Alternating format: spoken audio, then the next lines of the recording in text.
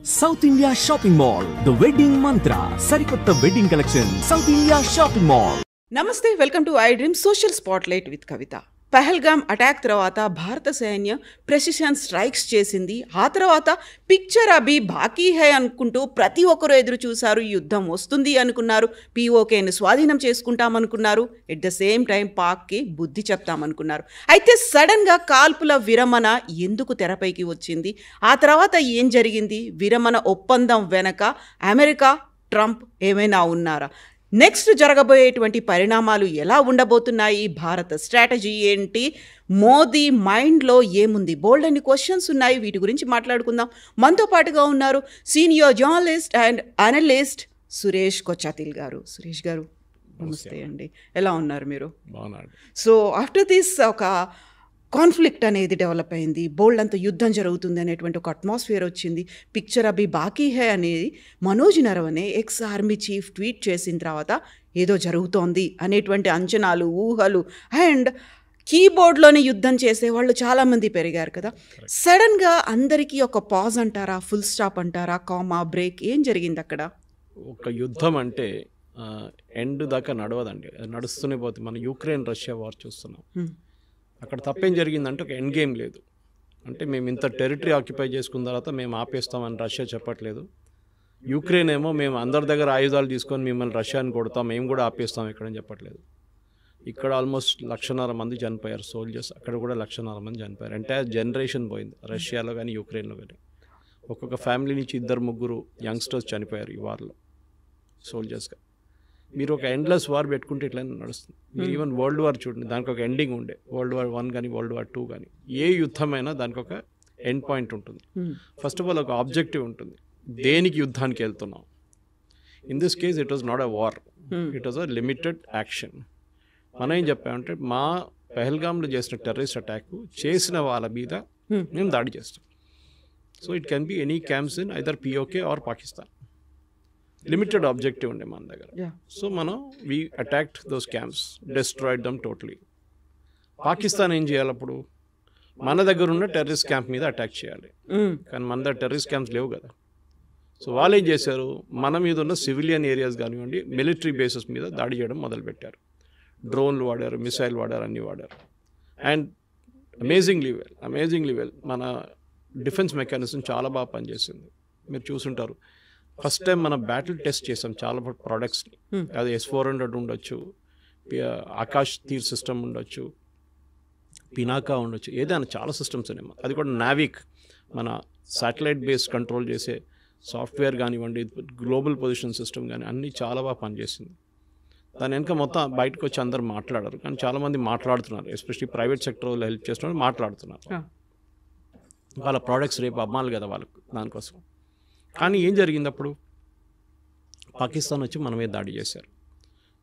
ఎక్కువ డ్యామేజ్ ఏం చేయలేదు. జమ్మూలో 2-3 ప్లేసెస్లో డ్యామేజ్ జరిగింది. సివిలియన్స్ చాలామంది చనిపోయారు along the international border and also the LOC. ఎందుకంటే అది రెగ్యులర్ అక్కడ నడుస్తూనే ఉంటుంది. సో వాళ్ళు ఫైరింగ్ చేస్తుంటారు బార్డర్ నుంచి, మనం కూడా ఫైరింగ్ చేస్తూనే ఉంటాం. అది ఇప్పుడు కాదు, ముందు కూడా నడుస్తుంది. కానీ మన దగ్గర మనకు వీ లాస్ట్ 5 సోల్జర్స్ టెక్నికలీ. అంటే BSF వాళ్ళు కానీ ఎయిర్ ఫోర్స్ నుంచి ఒక 5 మంది చనిపోయారు.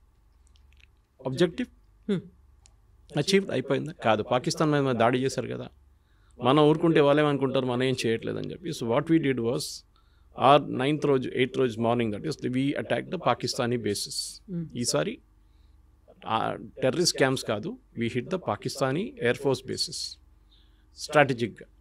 సర్గోడా ఉండొచ్చు, జకోబాబాద్ ఉండొచ్చు, మిగతా చాలా చోట్ల మనం అటాక్ చేసాం. 7 to 8 ప్లేసెస్.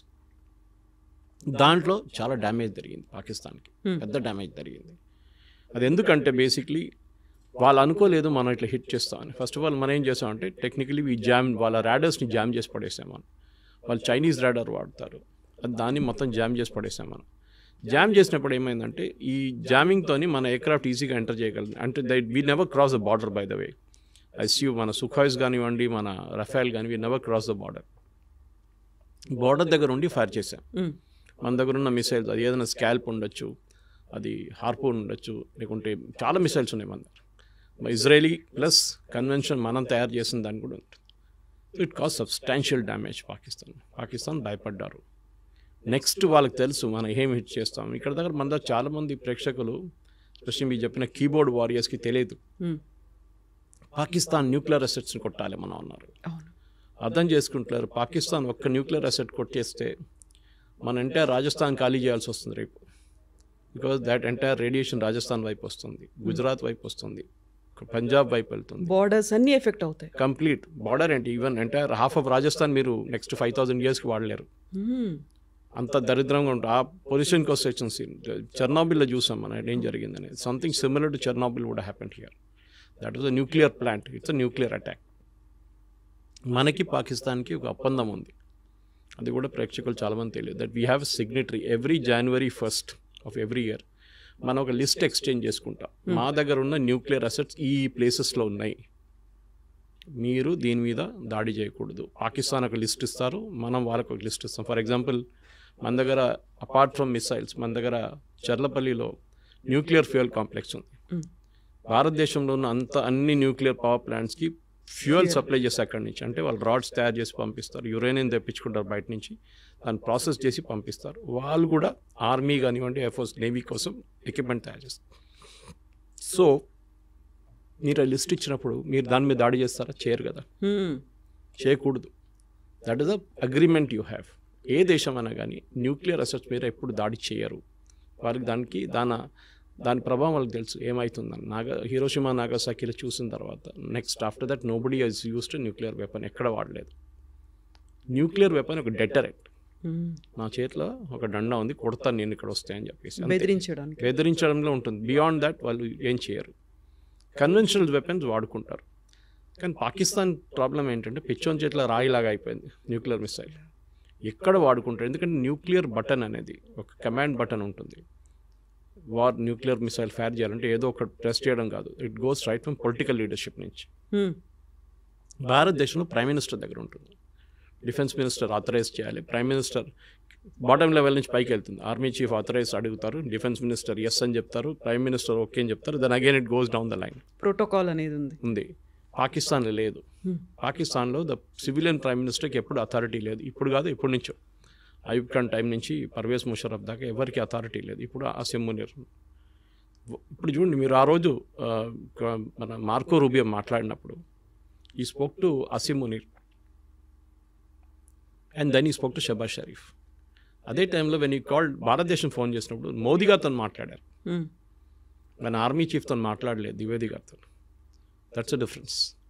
ఎందుకంటే భారతదేశంలో పొలిటికల్ లీడర్షిప్ దగ్గర కంట్రోల్ ఉంది కంప్లీట్గా, పాకిస్తాన్లో లేదు. పాకిస్తాన్లో గెలిచిన పొలిటికల్ పార్టీ లీడర్ జైల్లో ఉన్నారు, ఇమ్రాన్ ఖాన్. ఓడిపోయిన పొలిటికల్ లీడర్ ప్రైమ్ మినిస్టర్గా కూర్చున్నారు. అది పాకిస్తాన్ డెమోక్రసీ అన్నమాట. సో మీరు అడిగిన ప్రశ్నకి ఈ సీజ్ ఫైర్ అనేది, దీనికన్నా ముందు కూడా సీజ్ ఫైర్ ఉంది మనకి. 2021లో ఒక బ్రేక్ అయింది, కానీ దాని తర్వాత సీజ్ ఫైర్ ఉంది మనకు రెగ్యులర్గా. ఈ కేసులో కూడా we never use the word ceasefire. వాళ్ళ డీజీఎంఓ కాల్ చేసి, director general military operations call చేసి 3 గంటలకు అట్లా కాల్ చేసి ఆ రోజు we let us stop the firing. మనం బార్డర్ ఫైరింగ్ ఒకటే కాదు కదా, we fired missiles into Pakistan. BrahMos వాడారంటున్నాం, అది కూడా మనం ఇంకా కన్ఫర్మ్ చేయట్లేదు. సో ఆ పరిస్థితికి వచ్చినప్పుడు we're kept quiet. We said okay fine, we will check with the political leadership. Check చేసి తిరిగి వచ్చి 5 గంటలకు కన్ఫర్మ్ చేస్తాం, ఎస్ నేను ఆపేస్తాను, మీరు డ్రోన్లు పంపించకండి, మీరు మిసైల్ పంపించకండి, మేము కూడా మీ మీద ఫైర్ చేయం. ఆ పరిస్థితిలో ఉన్నాం ఇప్పుడు. పాజ్ అన్నారు మోదీ గారు, ఆపలేదు. ఒక సెసేషన్. రేపు మన మీద భారతదేశంలో పాకిస్తాన్ నుంచి వచ్చిన వాళ్ళు ఎవరైనా దాడి చేస్తే we will hit back again, the war will start. War అని మనం ఇంకా డిక్లేర్ చేయలేదు దాన్ని, యుద్ధం అని ఎక్కడ చెప్పలేదు. మనం లిమిటెడ్ ఎంగేజ్మెంట్ అంతే. చాలా క్లియర్గా చెప్పాం మనం. ఆ ఫస్ట్ ప్రెస్ కాన్ఫరెన్స్ మీరు గుర్తుంటుంది, కర్నల్ సోఫియా ఖురేషి కానివ్వండి, wing commander Vyomika Singh and foreign affairs secretary mystery గారు ఉన్నప్పుడు వాళ్ళు క్లియర్గా చెప్పారు, నాన్ ఎస్కలేటరీ అని ఒక వర్డ్ వాడారు.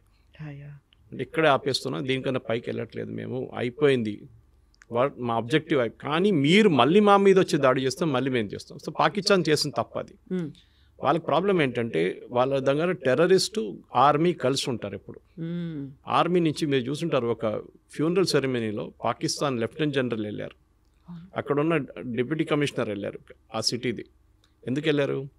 One of the terrorist killed was a senior army officer. కానీ వీళ్ళేం చేస్తారంటే ఈ ఆర్మీ ఆఫీసర్ని టెర్రరిస్ట్ క్యాంప్కి డెప్యూట్ చేస్తారు ట్రైనింగ్ కోసం. మనం ఆ రోజు కొట్టినప్పుడు ఈయన మీద పడ్డది బాంబు వచ్చి, 3 చనిపోయారు. సో దానికోసం ఆయన కాఫిన్ మీద మీరు చూసుంటారు ఫ్లాగ్ ఉండే, పాకిస్తానీ జెండా. That is it. And funeral, state funeral ఇచ్చారు వాళ్ళు. సో స్టేట్ ఫ్యూనరల్ టెర్రరిస్ట్కి ఇవ్వరు.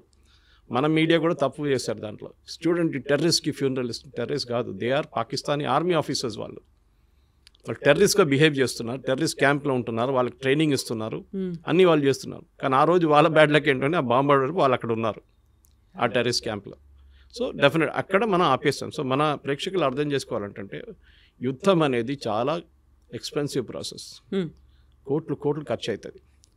ఒక SU-400 నుంచి ఒక